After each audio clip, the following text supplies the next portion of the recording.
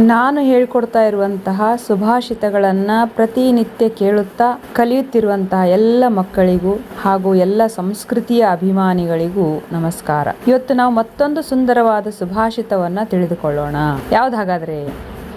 ದಾನೇನ ಪಾಣಿರ್ನತು ಕಂಕಣೇನ ಸ್ನಾನೇನ ಶುದ್ಧಿರ್ನತು ಚಂದನೇನ ಮಾನೇನ ತೃಪ್ತಿರ್ನತು ಭೋಜನೇನ ಜ್ಞಾನೇನ ಮುಕ್ತಿರ್ನತು ಪೂಜನೇನ.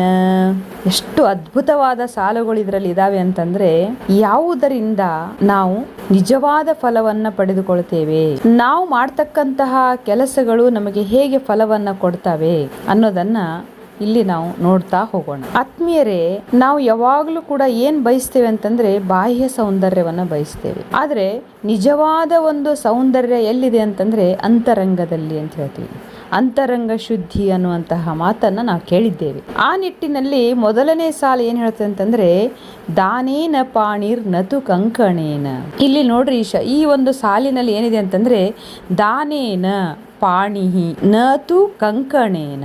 ದಾನೇನ ಅಂದ್ರೆ ದಾನವನ್ನ ಮಾಡುವುದರಿಂದ, ಪಾಣಿಹಿ ಅಂತಂದ್ರೆ ಕೈ, ಪಾಣಿಹಿ ನ ಅಂದ್ರೆ ಪಾಣಿರ್ನ ಅಂತ ಹೇಳಿದೆ. ಅಂದ್ರೆ ಅಲ್ಲಿ ಆದೇಶ ರೇಫಾದೇಶ ಆಗಿದೆ. ಅದನ್ನ ನಾನು ಸ್ಪ್ಲಿಟ್ ಮಾಡಿ ಹೇಳ್ತಾ ಇದ್ದೇನೆ.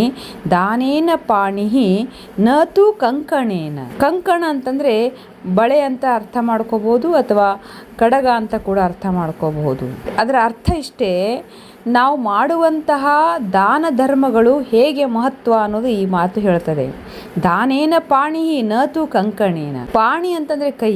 ನಮಗೆ ಕೈ ಸುಂದರವಾಗಿ ಕಾಣಬೇಕು. ಅದಕ್ಕೇನ್ ಮಾಡ್ಬೇಕು? ನಾವು ಕೈ ಸುಂದರವಾಗಿ ಕಾಣ್ಬೇಕಂತಂದ್ರೆ ನಾವು ಕೈಯಲ್ಲಿ ಬಳೆಗಳನ್ನ, ಬಂಗಾರದ ಒಡವೆಗಳನ್ನ ಹಾಕೋಬೇಕು. 5 ಬೆರಳುಗಳಲ್ಲಿ ಉಂಗುರಗಳನ್ನು ಇಟ್ಕೋಬೇಕು. ನಮ್ಮ ಕೈಗಳು ನೋಡಿದ್ರೆ ಸುಂದರವಾಗಿ ಕಾಣಬೇಕು. ಯಾವಾಗ ಸುಂದರವಾಗಿ ಕಾಣುತ್ತೆ? ಆಭರಣಗಳನ್ನು ಧರಿಸಿದಾಗ. ಹಾಗಾದ್ರೆ ನಮ್ಮ ಕೈಗಳಿಗೆ 5 ಬೆರಳುಗಳಿಗೆ ಉಂಗುರಗಳನ್ನು ಹಾಕ್ಕೊಂಡು, ಬಂಗಾರದ ಚಿನ್ನದ ಕಡಗಗಳನ್ನು ಹಾಕ್ಕೊಂಡಿದ್ದೀವಿ, ಎಲ್ಲವನ್ನು ಹಾಕ್ಕೊಂಡಿದ್ದೀವಿ. ಆಗ ನಮ್ಮ ಕೈ ಸುಂದರವಾಗಿ ಕಾಣುತ್ತೆ ಅನ್ನೋದು ನಮ್ಮ ಬಾಹ್ಯ ಸೌಂದರ್ಯದ ಪ್ರಜ್ಞೆ. ಆದರೆ ನಿಜವಾಗಿ ನಮ್ಮ ಕೈಗೆ ಸೌಂದರ್ಯ ಅನ್ನೋದು ಬರಬೇಕಂತಂದ್ರೆ ನಾವು ದಾನವನ್ನು ಮಾಡಬೇಕು. ದಾನೇನ ಪಾಣಿಹಿ ನತು ಕಂಕಣೇನ. ನಾವು ಹಾಕಿಕೊಳ್ಳುವಂತಹ ಕಂಕಣದಿಂದ ನಮ್ಮ ಕೈ ಸುಂದರವಾಗಿ ಕಾಣೋದಿಲ್ಲ, ನಾವು ಮಾಡುವಂತಹ ದಾನದಿಂದ ನಮ್ಮ ಕೈಗಳು ಸುಂದರವಾಗಿ ಕಾಣುತ್ತವೆ. ದಾನೇನ ಪಾಣಿಹಿ ನತು ಕಂಕಣೇನ. ಎರಡನೇ ಸಾಲಿನಲ್ಲಿ ಏನಿದೆ ಅಂತಂದ್ರೆ, ಸ್ನಾನೇನ ಶುದ್ಧಿ ನತು ಚಂದನೇನ. ಸ್ನಾನ, ಈ ಮೊದಲು ನಾನು ಒಂದು ವಿಡಿಯೋದಲ್ಲಿ ಹೇಳಿದ್ದೆ, ಸ್ನಾನ ಏವ ಮೂಲ ಕ್ರಿಯಾ ಅಂತ ಹೇಳಿದ್ದೆ. ಸ್ನಾನೇನ ಶುದ್ಧಿ, ನಾವು ಶುದ್ಧ ಆಗಬೇಕು, ಪ್ರತಿನಿತ್ಯ ಶುದ್ಧ ಆಗಬೇಕು. ಹಾಗಾದರೆ ನಾವು ಶುದ್ಧ ಆಗಬೇಕಾದ್ರೆ ನಾವು ಏನು ಮಾಡಬೇಕಂತಂದರೆ ಸ್ನಾನವನ್ನು ಮಾಡಬೇಕು. ಹಾಗಾದರೆ ಈ ಸ್ನಾನವನ್ನು ಮಾಡುವುದರಿಂದ ನಾವು ಶುದ್ಧವಾಗುತ್ತೇವೆ ಹೊರತಾಗಿ ನತು ಚಂದನೇನ. ನ ಅಂದರೆ ಇಲ್ಲ, ಚಂದನೇನ ಅಂತಂದರೆ ಚಂದನ ಅನ್ನುವಂಥ ಅರ್ಥ. ಅಂದರೆ ಅಲ್ಲಿ ಗಂಧ ಅನ್ನುವಂಥ ಅರ್ಥನೂ ಕೂಡ ಬರ್ತದೆ. ಇದನ್ನು ನಾವು ಇವತ್ತಿನ ಒಂದು ಕಲಿಯುಗದಲ್ಲಿ ಬಳಸಬೇಕು ಅನ್ನೋದಾದರೆ ಪರ್ಫ್ಯೂಮ್ ಅಂತ ಹೇಳ್ತೇವೆ. ನಾವು ಉತ್ತಮವಾದ ಬಟ್ಟೆಗಳನ್ನು ಹಾಕ್ಕೊಂಡು ಪರ್ಫ್ಯೂಮ್ ಹಾಕ್ಕೊಂಡು ಬಿಡ್ತೀವಿ. ಅಂದರೆ ನಾವು ಪರ್ಫ್ಯೂಮ್ ಹಾಕ್ಕೊಂಡ್ಬಿಟ್ರೆ ನಾ ಭಾಳ ಚೆನ್ನಾಗಿ ಕಾಣಿಸ್ತಾ ಇದ್ದೀನಿ, ಭಾಳ ನಾನು ಫ್ರೆಶ್ ಆಗಿದ್ದೀನಿ ಅಂತ ತಿಳ್ಕೊತೀವಿ ನಾವು. ಎಷ್ಟೋ ಜನ ಇವತ್ತು ನಾನಾ ರೀತಿಯ ಈ ಏನು ಹೇಳ್ತೀವಿ ನಾವು, ಪರ್ಫ್ಯೂಮ್ಸ್ ಅಂತ ಹೇಳ್ತೀವಿ, ಸೆಂಟ್ಸ್ ಅಂತ ಹೇಳ್ತೀವಿ, ಅವುಗಳನ್ನು ಹಾಕಿಕೊಳ್ಳುವುದರಿಂದ ನಾವು ಫ್ರೆಶ್ ಆಗಿದ್ದೇವೆ ಅಂತ ಅನ್ಕೋತೀವಿ ನಾವು. ಆದರೆ ನಾವು ಯಾವಾಗ ಫ್ರೆಶ್ ಆಗ್ತೇವೆ ಅಂದರೆ, ನಾವು ಯಾವಾಗ ಶುದ್ಧ ಆಗ್ತೇವೆ ಅಂತಂದರೆ ಸ್ನಾನವನ್ನು ಮಾಡೋದರಿಂದ.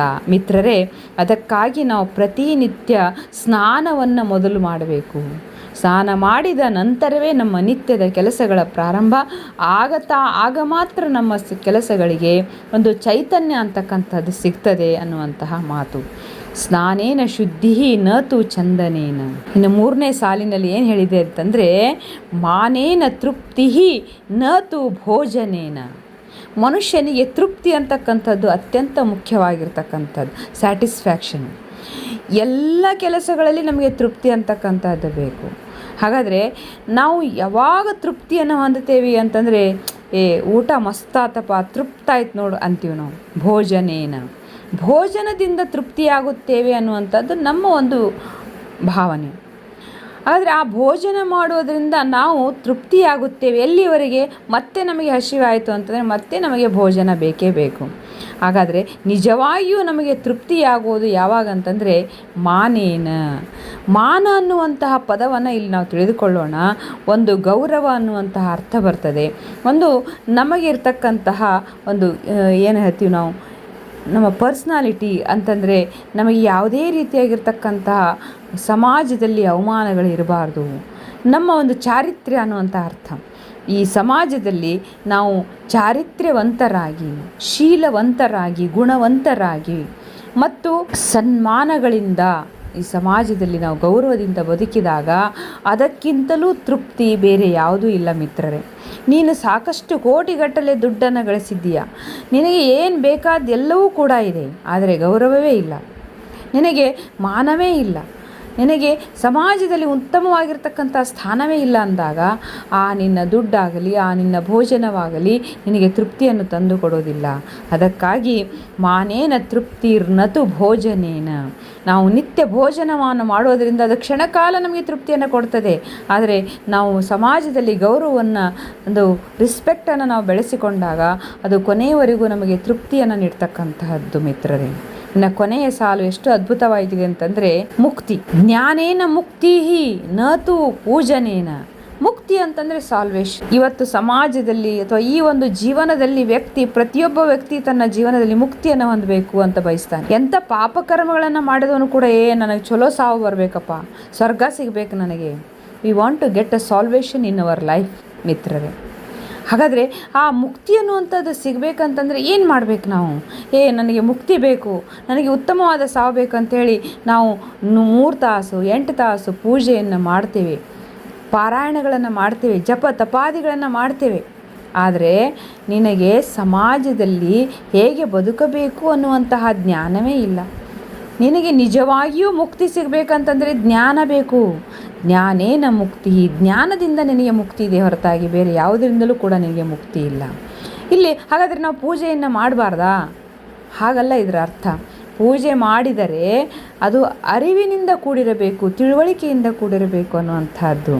ಇಲ್ಲಿ ಕೆಲವರು ಏನು ಮಾಡ್ತಾರೆ ಅಂತಂದರೆ, ಈ ಸಮಾಜದಲ್ಲಿ 3 ತಾಸುಗಟ್ಟಲೆ ಪೂಜೆಯನ್ನು ಮಾಡೋದು, ಆ ಮರುಕ್ಷಣವೇ ಮೋಸ, ವಂಚನೆ, ಕೊಲೆ, ಸುಲಿಗೆ, ಅನ್ಯಾಯ, ಅನಾಚಾರಗಳನ್ನು ಮಾಡ್ತಕ್ಕಂಥದ್ದು. ಹಾಗಾದರೆ ನಿನ್ನ ಪೂಜೆಯ ಪ್ರತಿಫಲ ಹೇಗೆ ಸಿಗ್ತದೆ? ಅದು ಸಿಗೋದಕ್ಕೆ ಸಾಧ್ಯ ಇಲ್ಲ.